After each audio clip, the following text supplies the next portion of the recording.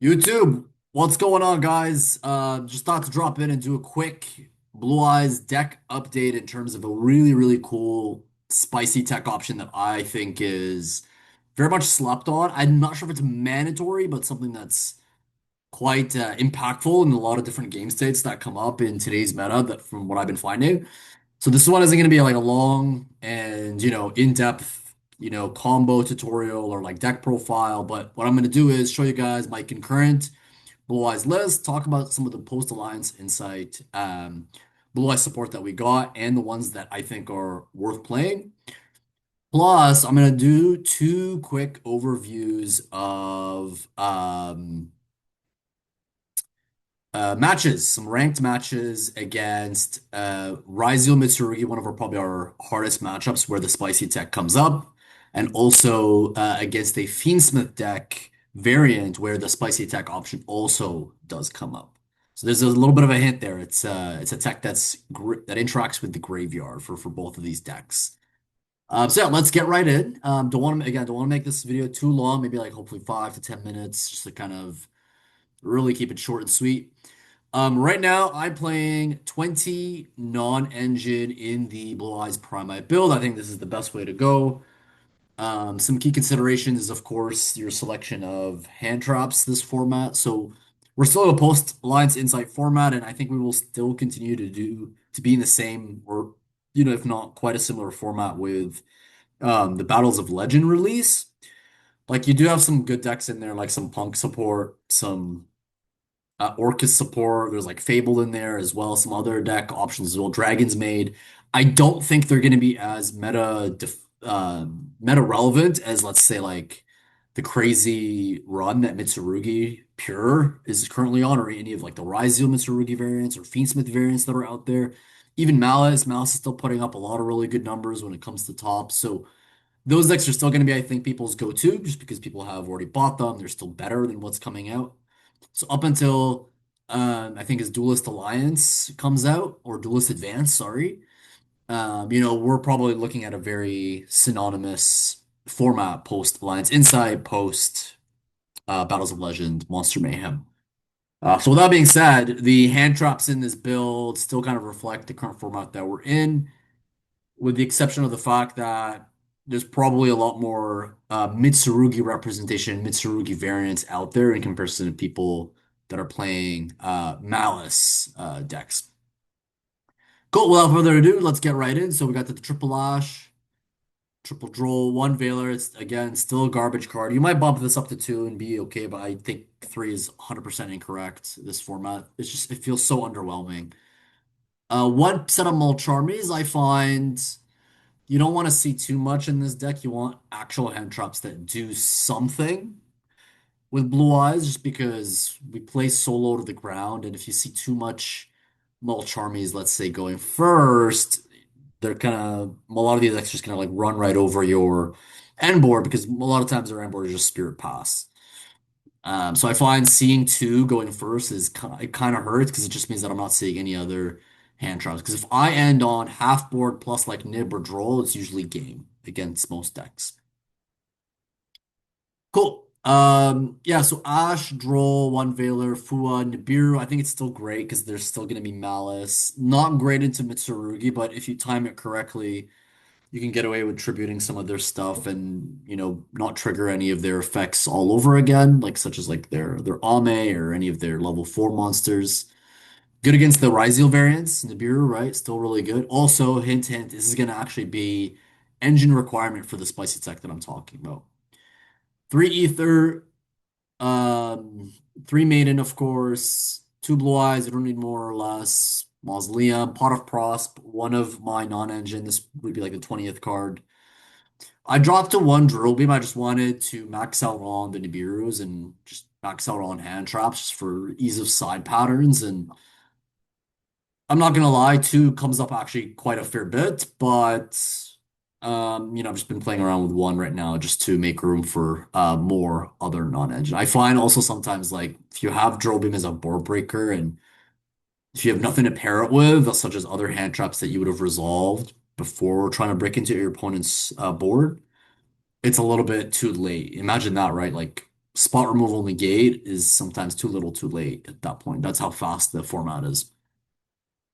Yeah, it just feels very underwhelming going second, seeing this against like Rizal Mitsurugi or like just Mitsurugi in general. Like I'd rather just, see the droll, see a purge or something. Three ether, we got again one roar, one true light, one majesty. I am maxing out on wishes as well, just for the maximum amount of efficiency within the Blue Eyes engine. And then, folks, the purges are back. Like these were not great at the start of Post Alliance Insight format, just because we expected everyone was going to be on the Malice bandwagon train. But now they're 100% back because not only does this interact with their prayers in standby in draw phase, but interacts with like a plethora of other cards that they could be using against you, or even just the Ryzeal engine if they're playing the Ryzeal variant. It could even interact with the Fiendsmith cards as well. Interacts with Engraver, interacts with Tract. It's quite good, I think, this format pivot, I would say, where Mitsurugi is now, pivoted again, eclipsed the Malice representation. And then in permanence, there's a world where I cut this or like drop it to two or one, to be honest. It's just so low impact. Side, Malice, Meows, Called by, Talents, two Dragon's Mind, and a Scream. That we have a second Primite name in rotation because this is in theory searchable. Really good if you open like an Ether and a load. You would set your drill beam, and then your load will essentially not interact against your opponent because your opponent will think that you already have drill beam. Why do I have to ash the load? But then you punish them by adding another name that's quite impactful to your end board. I'm testing evenly matched this format. I find with the 20 hand traps that I'm maining, it's very easy to stop your opponent from getting a lot of like hard negates, like whether it's like the allied code talker ad ignister or purification with Mitsurugi. And a lot of times those Mitsurugi players are siding the purification anyways.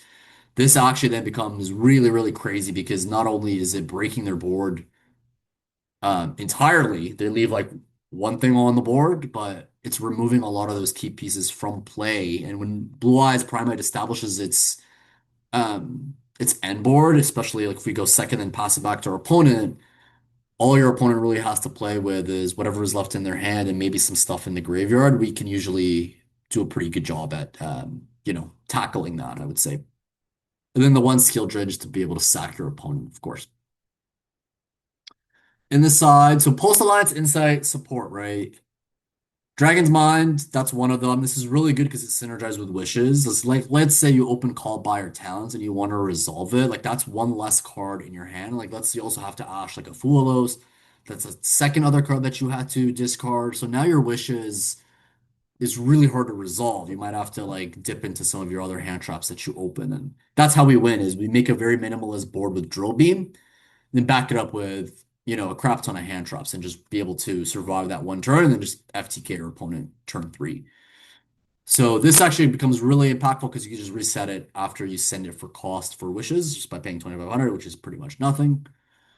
So that's one Alliance Insight support. We of course know about the Ancient Fairy Life Dragon just to help us FTK. We're like, the modern day Tempai, I think, that can go first. We do want to go first, and then turn three, if they don't kill us, we basically just are able to FTK them under Nibiru with Tyrant, as well as the Ancient Fairy Life Dragon being tagged into off of the Spirit Dragon.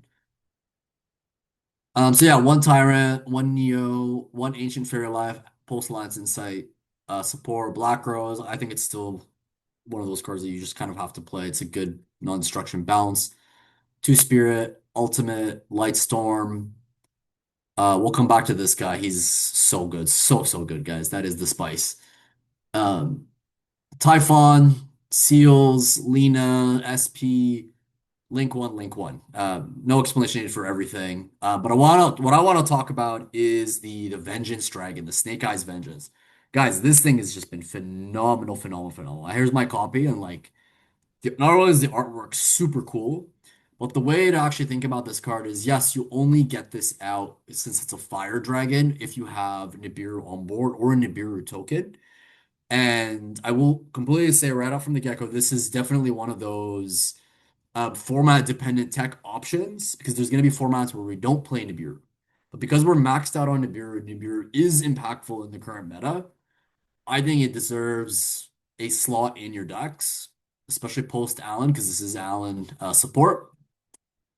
Um, it just so many times these niche interactions come up that you don't think are like gonna happen, but the reality is they're so like they might they're small interactions, but they're very impactful. Like it completely changes the tide and the trajectory of the game state. And I'm gonna go show you guys two really cool examples of why that is and why I've been loving this card. But what does this card do? So Snake Eyes Vengeance Dragon, it's I believe level 12. Yeah, so it's level 12 because you can make it with Nibiru in any one of your level ones. So either Maiden, even your effect failure if you have to summon that, or an even Sage. So you have seven cards that synergize with Nib to be able to get this out. And again, you could use either your own Nib if you've resolved it, or you can actually use your opponent's Nibiru token.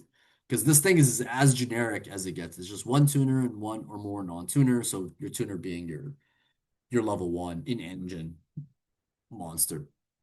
So you could literally, if you have Nibiru on board, normal summon this, add Maiden, hard make this, and now all of a sudden you're threatening a quick effect DD Crow from the graveyard that actually removes it from any kind of area that's salvageable for the opponent. Because what this does is once every other turn, what this does is you can target a monster card on the field or in either graveyard, so either your own or opponent's, and then you'll be able to push it back as a continuous spell to that user's back row. And then you can only use this effect once per turn, and then you cannot use it the next turn. But that means you just can't use the quick effect on your opponent's turn if you used it on your turn. And then if you used it on your opponent's turn, you can't go ahead and use it on your own turn once they pass back. So once every other turn. And then during the battle phase, you can target one monster and one continuous spell card on the field, destroy them. You can only use each effect once per turn. So this is really cool because of the fact that this thing actually is synergizing with Nibiru. I've been actually finding a lot of times we don't actually have really big beefy monsters that get over really big Nibiru tokens if we happen to, you know, um, require to Nibiru like our own Blue Eyes or our own Ultimate Dragon. Like a lot of that stuff, those game states come up, and your opponent is just stuck with like a really fat token that not even Tyrant runs over, even if it's like Tyrant with Mausoleum, send Blue Eyes to buff it for 800. Sometimes the 4200 beat stick of Tyrant is not even enough. And then you have to do some like weird lines to get like lean out, and then you got to go SP banish, and then you lose your battle phase. It feels so neg. But this thing is an answer to all of that, and it's easy to get out, and it's easy to not only provide you with an out to Nibiru, but also allows you like, a really good form of interruption and board breaking capabilities. So I'll show you some of those game states of how that looks like. But yeah, it can also like break into your opponent's board. So like you hard make it onto the field, it checks some kind of threat that's in the graveyard, like I don't know an Ame in the Mitsurugi engine, or even like a Fiendsmith card that's gonna potentially like fly out. It also like puts your opponent to have to quickly um, you know resolve their Paradise, Fiendsmith Paradise. That's a huge, huge interaction that no one talks about. Like I find we have a really hard time breaking into boards if they have like just one Paradise trap in the graveyard. And then just like minimal interruptions. Like I find like the minute the Paradise is in graveyard, you have to like not give them the true light to send to the grave because it just literally erases your whole board and all your game state progress that you've made that turn. So yeah, check something in the grave, and then what you can do when you go into battle is you can potentially pop like your own load, right? Because that's a continuous spell on the field and then destroy like the Nibiru token in the battle phase. Then all of a sudden now you're free to attack for game with the 3K beat stick plus any other monsters that you have on board. So it also actually helps you to FTK. All right, that's enough talking. Let's get right into a Mitsurugi matchup. So I think it looks like they're gonna go first. I don't really have much hand traps. I think I just go Fua, and then they start playing out of the hand, and I decide I'm just gonna scoop it up because I think I just low-key got pissed off because I saw three maidens. Like, what the hell? Dual book? Like, that's so crazy. And then I decided to scoop it up quick, but you know, probably really good for you guys just to make this video even shorter. Yeah, then we go second, so he wins game one. We go Ether. For low, we also have Sage, Wishes, Purge, Nibiru. They ash the low. They don't want us to get Drill Beam, which is okay. We go Wishes. They don't have any more hand traps. When we establish Mausoleum, we send a Blue Eyes, Maiden, get the True Light Trap, and then we go for a True Light Line. And we also insulate the Spirit with the Neo Engrave. We set the Majesty in end phase, then essentially ended on Spirit Pass with Majesty Nibiru Purge. That should be game. Again, minimalist board, hand traps to back it up. We could have had the Drill Beam as well. That should be game. Like those are not a lot of interruptions, but they're big interruptions. They're high value interruptions. So he goes prayers. We do purge it, and then we stop the Kusanagi from adding back the prayers. And then Raz we tag out. He goes Bakari, and then he goes for the Saji. Saji Adamant's ritual, and I believe we negate the ritual, and that's game. We go game three, and this is where the new tech of the Vengeance Dragon comes up. So pay close attention, folks. Awesome. So we open up with Ether, Fua, Blue Eyes, Brick Eyes, White Dragon, Droll, Purge. He's got Nib, which again is going to turn on that it's an engine requirement for the Vengeance Dragon. So it's going to happen. It happens if your opponent has it, happens if you also open it. Mitsurugi Ritual, he's got a cross out, which is really good, and then Ice, and then he's also going to Featherstorm us. So he has some kind of Floowandereeze lines here, so to speak. He goes Ice, we Fua, he crosses out the Fua, which is fine. We have Purge Droll. So we draw him here, I bet. Yep. And then he goes for the Castel pass with the Harpies Feather Storage to turn skip us. And then he also has a Mitsurugi Ritual, X Rizal for some more Rizal plays, and then Nibiru as well. No problem. So we set the Purge, which was very smart because Purge does conflict with the Vengeance Dragon because the Vengeance Dragon is a fire. So keep that in mind. So we set the Purge, and he is going to try to like shark us on that later on. He's going to say, "Oh, you can't use Vengeance Dragon. You resolve Purge." Well, we set it, so we're not actually locked. And we send him the logs, and that's it.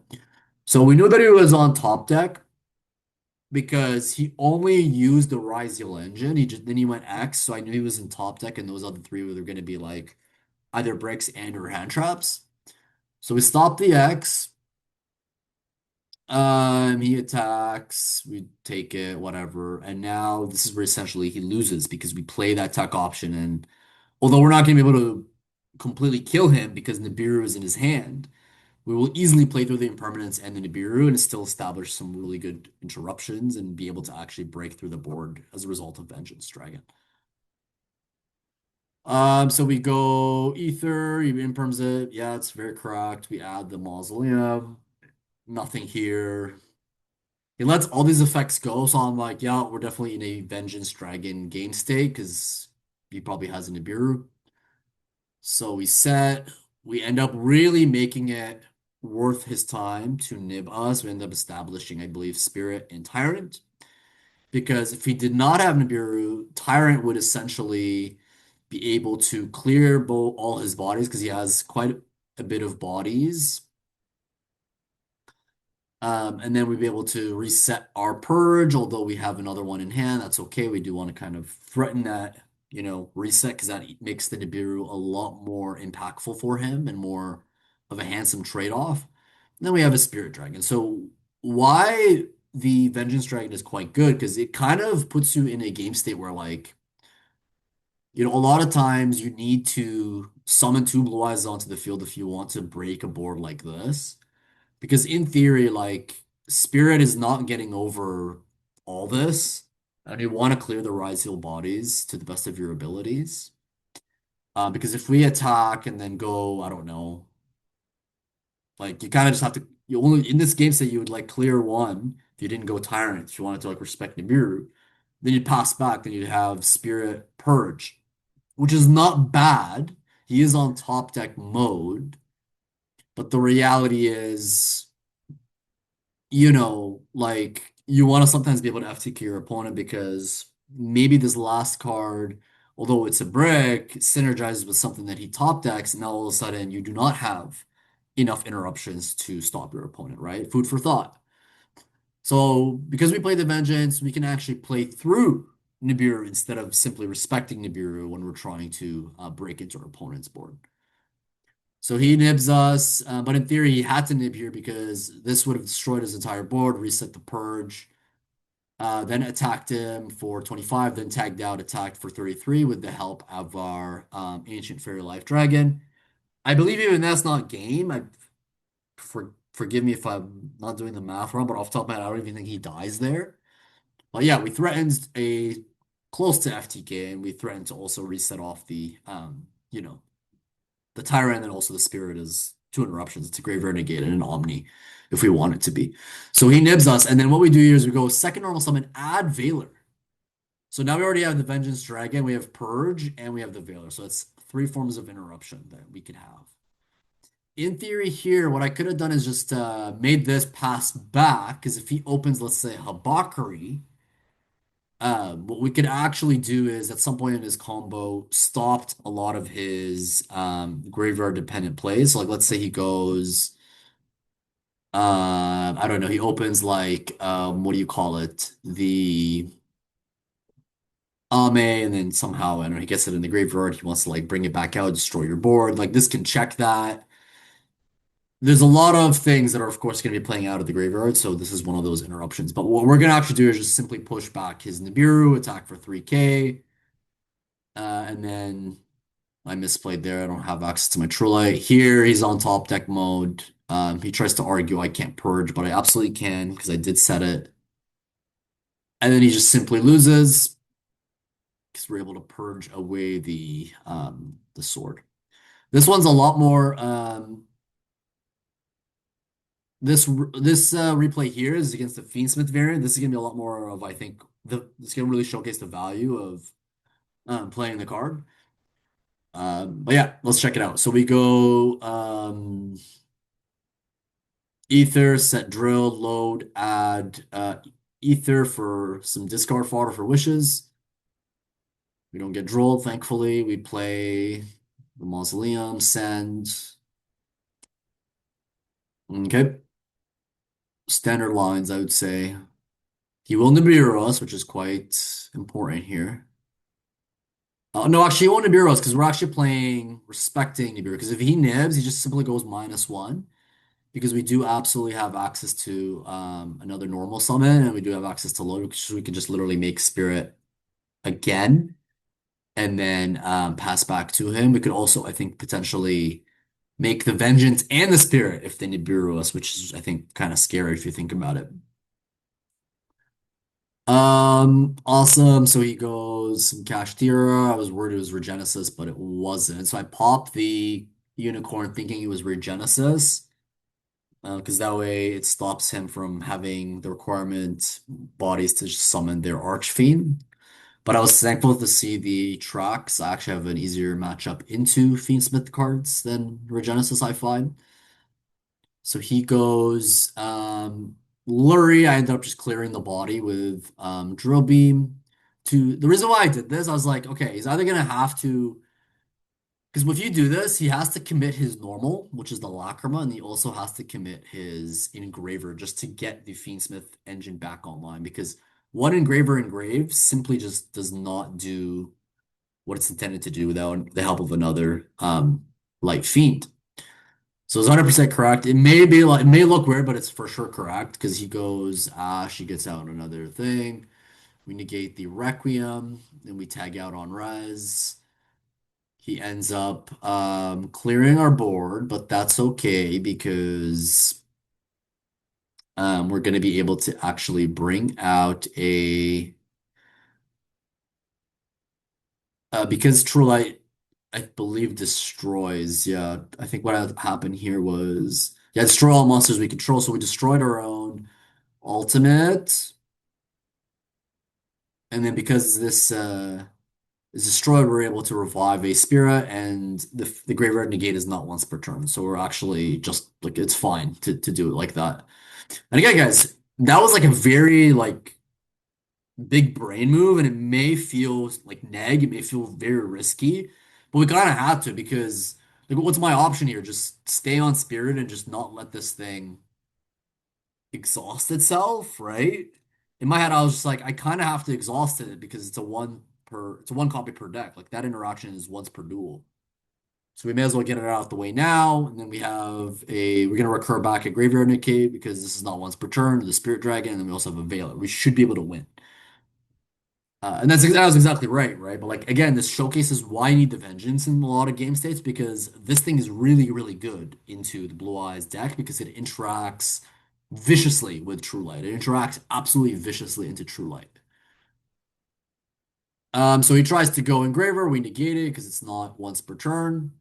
Then he goes Typhon Pass. He could have attacked, but that really doesn't change much because he can't like spin anything because of the pressured planet. And we have a lot of really good crackback in the way of like Sage. We have hand traps. We got Veiler. We have Load. We also have Ether Barrel coming back. It's a wrap at this point. But what he has going for him is the Nibiru. Mind you, I think he actually cheats because he can't nib under Typhon, but let's see what happens. I don't think it matters. I think we end up just getting the Vengeance out.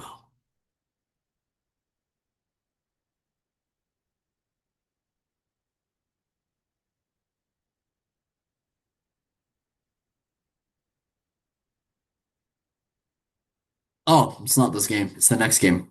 Sorry, guys. Cool. So that was game one, I believe. He goes first. Yeah. We full on Requiem. So we're guaranteed the draw. Evenly matched. Another really good synergies with Nibiru, the ruling with Nib tokens as well as evenly, and then also the synergy with the Vengeance Dragon. So stay tuned for that. It's really, really nasty, guys. So he goes Cash Tiro lines. We decide to nib here. We basically give him nothing to like do except all he literally has at this point is Birth on field, which is going to be inactive because there's no Cash Tiro names on the field. He'll have the Lacrimal line into Requiem into Paradise, and then of course the Purge and Droll. So not bad, but with Sage, Nib, and Evenly, and then the Vengeance Strike, we're able to completely put ourselves in a winning game state. Because the only we can handle all this, we can handle the Droll, we can handle the Purge. We just are going to have a hard time into the Paradise because it completely checks our Maiden and our True Light. Because again, it viciously interacts with it against our benefit. So we go and add Maiden here. Check this out, guys. It's already a brick hand. We already have two bricks, but we're still gonna 2-0 this guy because of Vengeance Dragon. So we already have the Vengeance Dragon established. So what we're gonna do here is, so he's gonna draw us. That's fine. Then he's gonna go Lacrima stuff on Res, which is correct and also fine for us. Um, Boom. He's forced to Paradise here because he recognizes that um, what's going to happen here is um, we could potentially like start messing around with his grave. Like we can push like the Requiem into his back row. Really, what we're saying here, because we just established this body, is you know, do you want to have your recursion for the deck that you're playing, which is a Fiendsmith deck, or do you want to, um, you know, let us resolve this guy's effect and suffer the consequences. So it definitely is like a forced effect because if he doesn't go Paradise here, what we just do is simply push the Fiendsmith Requiem into the back row. And then what we're able to do is like potentially go into battle, blow up some stuff, then play. He also was asking us, why did we put the nib token in attack mode? Well, we also have the evenly matched to be able to supplement our board breaking capabilities. So what would have happened is he would have went Desiree send back the closed moon, and now he just does not get any value because we're still left with a Snake Eyes Vengeance, and we can potentially threaten, like, I don't know, a Boar Breaker, a Duster, a Lightning Storm. I think he was thinking Lightning Storm. That's why he kind of felt it was like a forced Paradise here. Yeah, he goes Paradise. We chain our Vengeance Dragon with priority. Then we push his Requiem to the back row, which is really key because we're going to be able to banish it with Evenly later on. He sends it, but now, because we were able to force out the Paradise, our maiden lines are all just completely good to go, especially the fact that it's under draw. Really cool. So we go battle, we clear everything. He keeps the token, so we essentially just completely decimate his whole. Where all he has is a purge at this point, which is going to be irrelevant because we're already under draw. We do misplay here, but that's okay. We just pass back. He attacks. We special blue eyes. We bring maiden on res. Sets one, and then it's pretty much game at this point. Really cool stuff, right? Vengeance. It cleared Paradise. It cleared a Requiem. It completely tore apart his entire Fiendsmith engine. He has nothing when it comes to the Fiendsmith engine, and his cash tier cards are completely offline because of Vengeance's engine requirement with Nibiru. It's a wrap. He's literally just playing Nib token imperm at this point. At this point, and yeah, he scoops it up. But that's that, guys. Again, Snake Eyes Vengeance Dragon. Definitely give it a try. I'm loving it a lot. And yeah, that'll be it for today, folks. We'll see you on the next one.